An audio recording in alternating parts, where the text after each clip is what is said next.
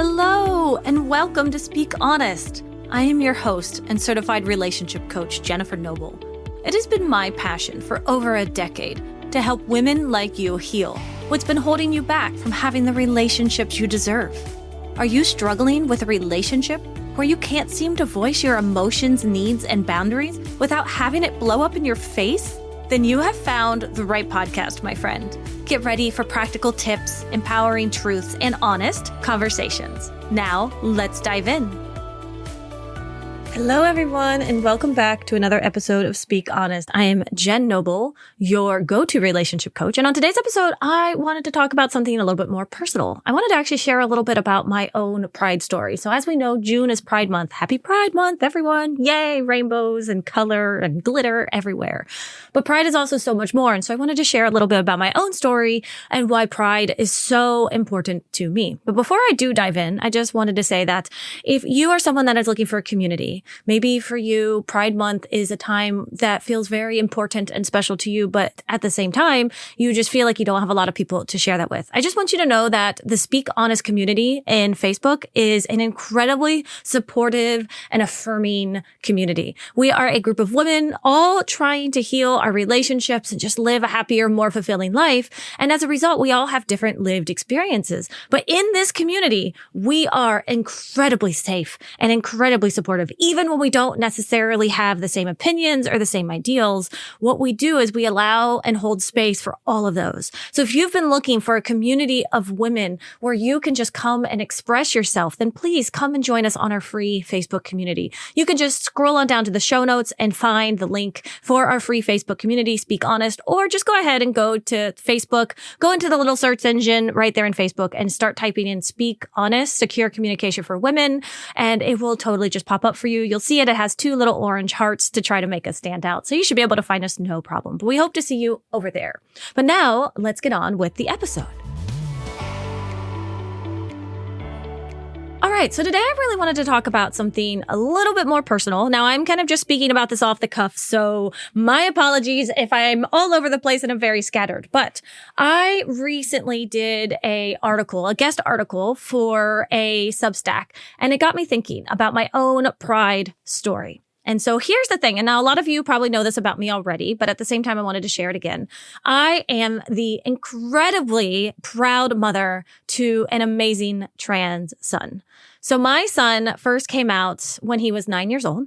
And also, just to be clear, I do have his permission to share this story, but based on my perspective of the story. So let me start there. Let me just say that I did ask him, can I share this story on my podcast and just kind of generally in my life? Is it okay if I write the article? Can I post the picture of you? And I always ask him permission before I do anything of this. And then we talk about what it is for a person to have their lived experience. So this is my lived experience as the parent of a trans child. And what this looked like was back in the fall of 2020, I remember sitting down and we were watching the live action movie of Mulan. And at the time, there was a lot of, discourse going on in the world at that point in time. There was a lot of the George Floyd situation going on and the Black Lives Matter situation. We had just been to a protest. I'm quite a little bit of a social activist at heart in general. And so we're watching Mulan, and Mulan's always been one of my favorite movies since I was a little girl. She's so badass. Isn't she just amazing? And I have always just really resonated with her because I've always been the type of person that wants to fight and stand up for the beliefs of things. And I'm tired of social constructs. I'm quite a feminist in that way. And so we're watching it and I turn to my child and I'm just like, see, this is why women are amazing and great. And you're going to grow up to be just such a powerful young woman. And then he looks at me and he says, Mom, I don't think I'm a girl.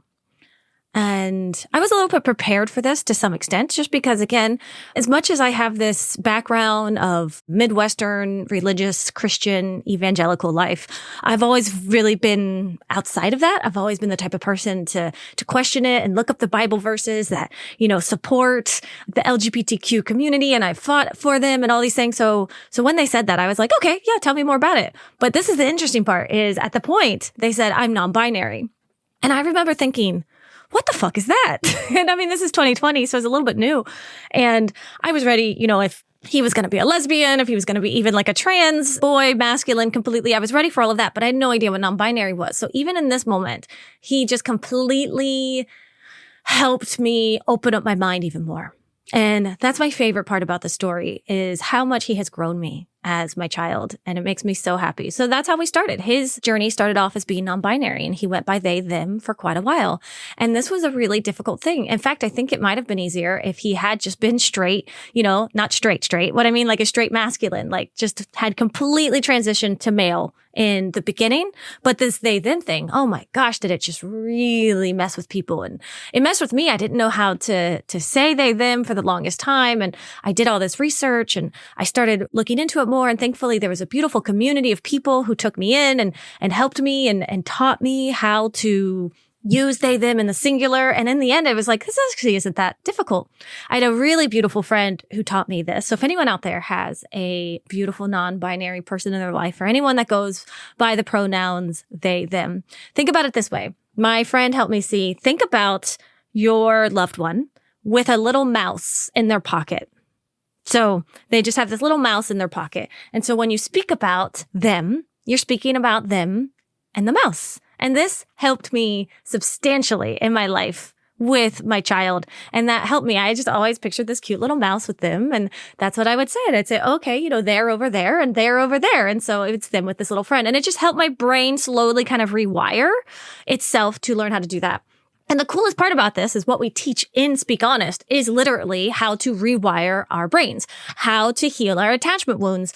And the cool part about this was I started learning about rewiring our minds through learning how to speak they, them pronouns and understanding that our brains can actually learn new things. So even though we are specifically built to use they, them in a plural sense, it does work in the singular. And I started reworking that. And the next thing you know, it's so natural. Like it comes out completely natural to me now. And so did their new name. And I thought I was never, ever going to be able to understand their new name. I mean, I want to speak candidly here as the mother of this beautiful child. I searched for this name for eons. I had thought about their name for ages. And I was so in my tummy, when they were growing inside of me and I got to name them this name, I was so excited. I had their name put on everything in their room. It was everywhere. So when they didn't want to be called that name anymore, it definitely broke my heart. And I think that it's hard as a parent to talk about that stuff sometimes. Because here's the thing, there's a lot of really shitty parents out there that don't support their children and don't support what they're doing. And so as a result, it's like, it means when you do have someone in your life who is this way and then they're heartbroken, all of a sudden it's no longer about the child, it's about the parent. And so that's why we push it down. And so all I'm saying here is a lot of times we say it's not about the parent, it's about the child. Like forget about the parent. But I want to kind of shake that a little bit. I want to shake that rhetoric and say, listen, if you're out there and you have someone in your life and they are transitioning, you will experience some grief, and that's okay. And I understand that we don't want to put that grief onto our children. So if that is something that you're struggling with, please reach out with me. I would love to talk you through that because I understand what that goes. I understand how that feels. And I understand that's like, okay, that name is gone. It's forever. In fact, it's okay to even say this, but like I had to mourn the loss of my daughter. This was my little baby girl. And I don't have that anymore. But what also happened throughout all this was this experience of having a child who is fully and completely themselves. And that is unlike anything you can even imagine. Just the joy of watching your child come into their own is stunning. So holding space for both of those things. That's the story I want to share. That's my pride story. Is learning how to be a completely supportive. I would literally die for my child. I was so proud of him when he came out. And still, I grieved the loss of what was. And I want to hold space for both of those things. And so throughout this time, and he's non-binary and he's going by a different name and he's figuring all of himself out, he kind of slowly started realizing he's a little bit more masculine and he started going they, he, and then he, I think was like a femboy for a little while and he's just figuring himself out. And through all of this, I'm like, yeah, whatever it is you want to do, hun, because I'm here to support you. And this is what life is all about. And then eventually, and that's where we're at right now, and he's 14, is he is a trans boy completely and utterly. And we will look into figuring out how to make that more permanent in the future. But for right now, this is where we are. And so I want to also talk about this concept of phases. What an amazing privilege it is to be able to go through phases. So a lot of times people will be like, oh, my kid's not actually gay. They're not lesbian. They're not trans. They're not non-binary. This is just a phase. This is just a phase. And you know what? Sometimes that is true.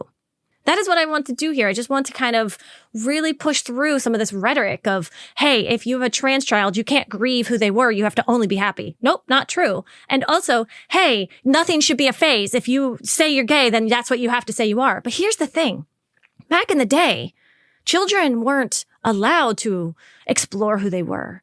So by the time they came out as adults, they had already explored all of this inside of their hearts. And so then they came out.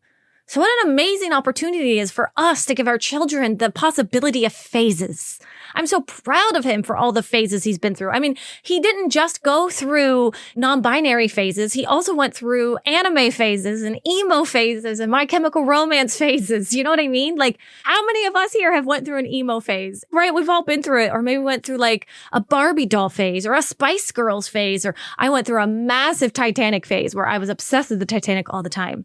Does that mean that just because I don't really care for Leonardo DiCaprio now or Titanic now, I never really was a fan? No, that's not how phases work. That's not how life works. And so allowing our children the opportunity to explore themselves, and it's okay if it is a phase and it's okay if it sticks. That's the power. So that's the other part I just wanted to talk about. Part of my pride story is just really allowing for the phases to happen. And even if this masculine is a phase and he starts going back to non-binary, whatever it is he lands on, and he can keep exploring and keep figuring it out for himself, that's the goal. And that's not a phase. Knowing and learning who you are is never a phase. It's a process. How many times in here do I say that healing is a journey, not a destination? And so is identity. Identity is a journey, and your identity is a journey. If you're out there right now and you're still exploring your identity, maybe you're a 40-year-old woman that's never really quite felt like woman fit you, then maybe now is a time for you to start exploring. Maybe for you, just being a woman was a phase. Heck, I went through a phase where I had extensions for quite a while and I love getting my nails done. And now I'm a little bit more neutral or natural, but maybe I'll go back to getting extensions and nails again. Does that mean again that, oh, I was never an extension type of woman? No, it just means that I get to explore my identity. And what a privilege to have that. How many of us went through like a brunette phase if we're blondes, or maybe you're a redhead and you've got curly red hair and you like straightening your hair and dyeing it blonde? Does that mean that that's just a phase? Okay, so let's really just try to cut that out of our conversations if we can, and really own and honor the phases. So with all of that said, I just wanted to share a little bit of my story, in that I am so, so proud of my son. I can't wait to see how he continues to grow and continues to be. And I am so honored to have been given the opportunity to parent him. I am a cis, straight, white, blonde woman with blue eyes from the Midwest. I am not at all any of this. And yet I get this privilege to get to parent him and see this world for what it is. And we are going out to go do a protest this weekend. And I'm so proud of him for wanting to stand up for himself and his people, and for just wanting to use his voice, because that's all we do here, right? That's why I named my business what it is. That's why my coaching business is called Speak Honest, because the goal here is for you to use your voice, to speak up, to speak honest, to say what's on your heart and not be afraid of the backlash that comes from that. All right, ladies, thank you so much for coming along on this journey with me today. Thank you for hearing my story. I hope you have a beautiful Pride Month for the rest of the month of June. I hope that you are able to be authentically yourself, to speak up, to speak honest, to be who you are, and to support and honor anyone in your life that needs that help as well. And remember, if you are looking for a safe community to be authentically yourself, then I would invite you to come and join our free Facebook community. You can scroll on down to the show notes and click on the link, or go ahead and just go to Facebook. Maybe you're on your phone right now. Maybe you're on a walk and you're looking at something. Just go to the little search engine, type in Speak Honest. You're going to see it pop up with 2 little orange hearts on the sides, and come and join us. I would love to have you in the community so you can be fully and completely yourself. Well, I will speak with you all next week. Take care. As we wrap up today's conversation, always remember that healing is a journey, not a destination. And it is an honor to be a part of your healing journey. If you want to dig deeper into the topics we covered today, be sure to head over to our show notes where you can find all of the valuable information mentioned in today's episode right there. And please remember to rate, review, and subscribe if you enjoyed today's podcast. Your feedback means the world to us and helps others discover our podcast. Until next time, remember to speak up and speak honest.